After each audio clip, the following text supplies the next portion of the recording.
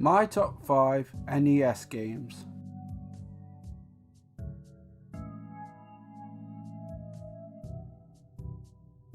Number 5, Double Dragon. Double Dragon is a 1987 beat-em-up side-scrolling fighting arcade game and was ported to the Nintendo Entertainment System in 1988. The game was published in North America by Trade West and by Nintendo in Europe.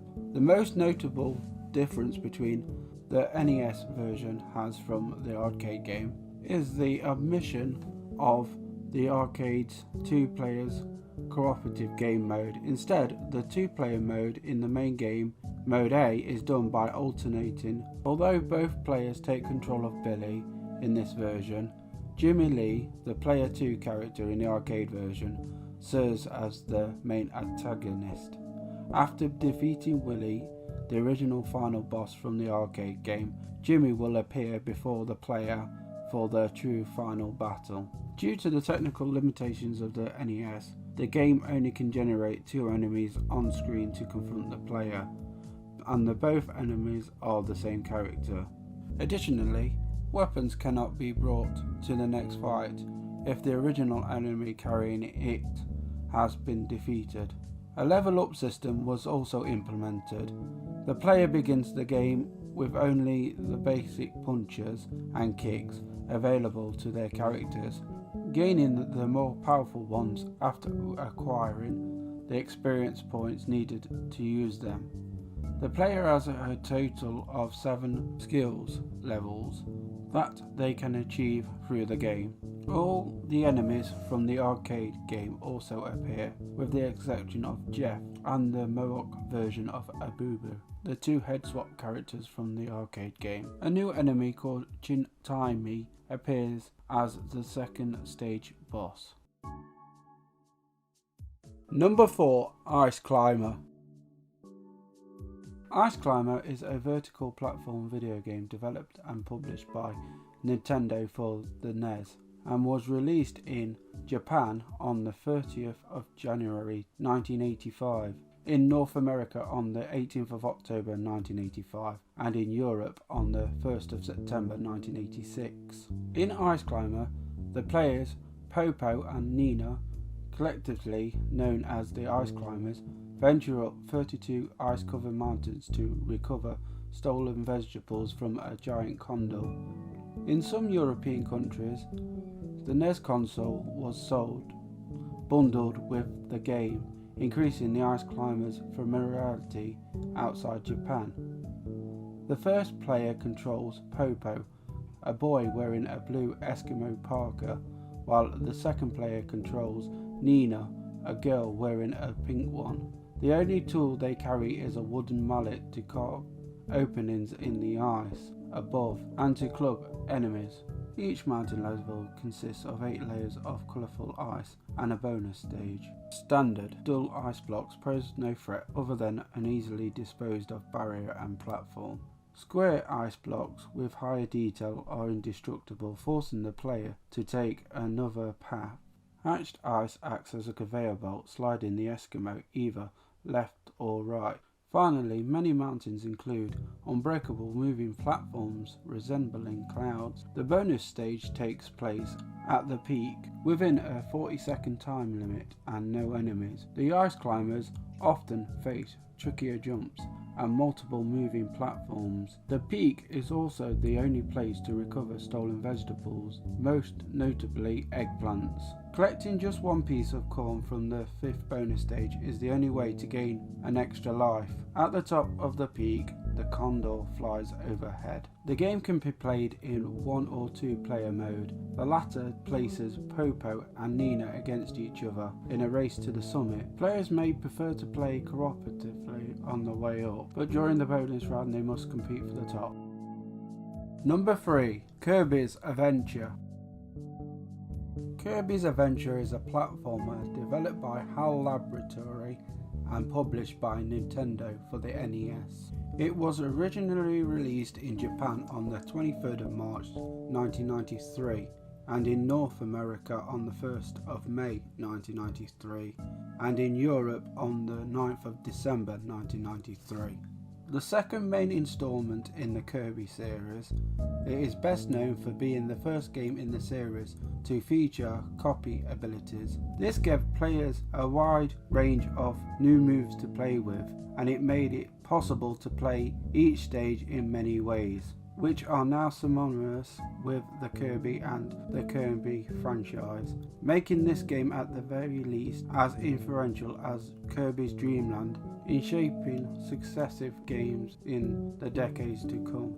The game starts by teaching the player how to draw Kirby, starting by drawing a circle, then adding the eyes, the mouth, as well as the hands and feet. Afterward, there is a pink paintbrush swipes across him twice, colouring him in, likely a reference to how Kirby's Dream Land was on the Game Boy, which displayed the game in monochrome.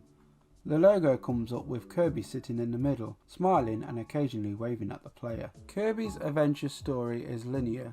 Each stage is a side-scrolling platformer with various enemies scattered around it, and each stage finishing with a goal game. When one stage is cleared, the door to the next stage appears in the rival's lobby. What makes the game lobby unique from most other games is that it is part of the actual game. The entire game is made of 7 individual lobbies, each with 5 to 7 stages. Every last stage is a boss battle for a piece of the star rod, and after the boss is defeated, the boss room becomes the entrance to the next level. After each stage, the player plays a goal game where Kirby jumps on a spring platform. The goal is to press the A button when the platform is at its lowest. This sends Kirby up to the top level and nets a 1 up. Otherwise, the player scores between 5,000 to 100 points if Kirby reaches any of the lower 6 platforms, depending on how close the timing is to perfect.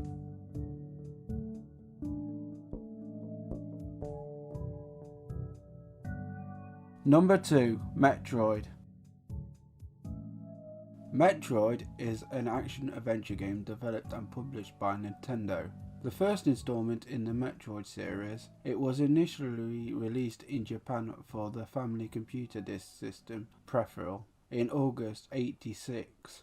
North America received a release in August 1987 on the NES in a ROM cartridge format, with the European release following in January 1988. The game's style of focusing on exploration and the search for power-ups that are used to reach previously accessible areas influenced other video games. Its various endings for fast completion times made it a popular game for speedrunning. It was lauded for being one of the first video games to feature a female protagonist, though the player must complete the game in under 5 hours for this to be revealed, with the game's English language instruction manual even using he to refer to the protagonist. Set on the planet Zebes, the story follows Samus Aran as she attempts to retrieve the parasitic Metroid organisms that were stolen by the space pirates, who plan to replicate the Metroids by exposing them to beta rays and using them as biological weapons to destroy Samus and all who oppose them. As a last resort, the Federation decides to send a lone bounty hunter to penetrate the pirates' base and destroy the Mother Brain, the biomechanical life form that controls the space pirates' fortress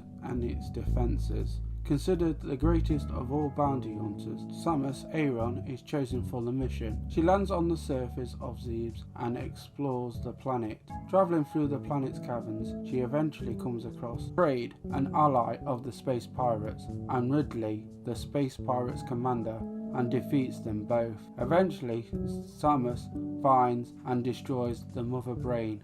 A timed bomb is then placed to destroy the layer, and she must escape before it explodes.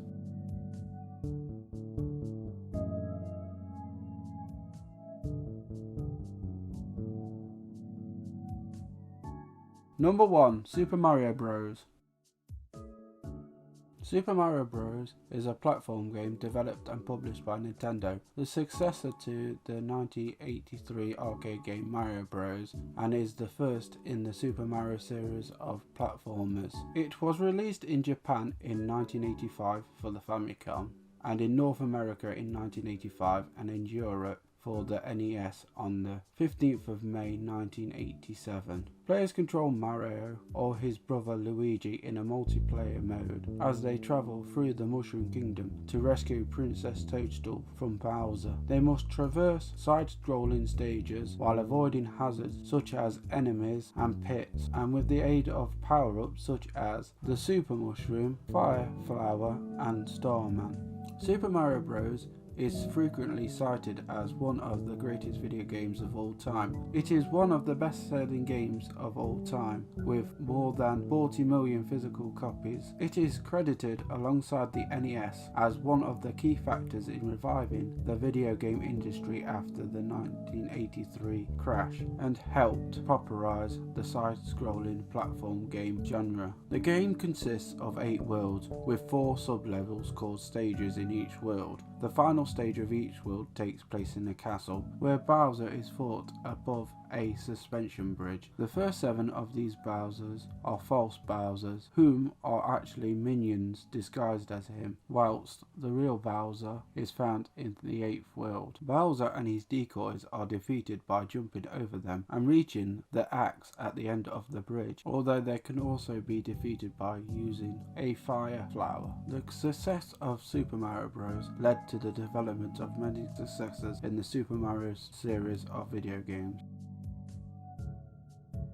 Thank you for watching. Please subscribe for more videos, and if you liked the video, please give it a thumbs up, and if you didn't, then I thank you for watching this far. Thank you and goodbye.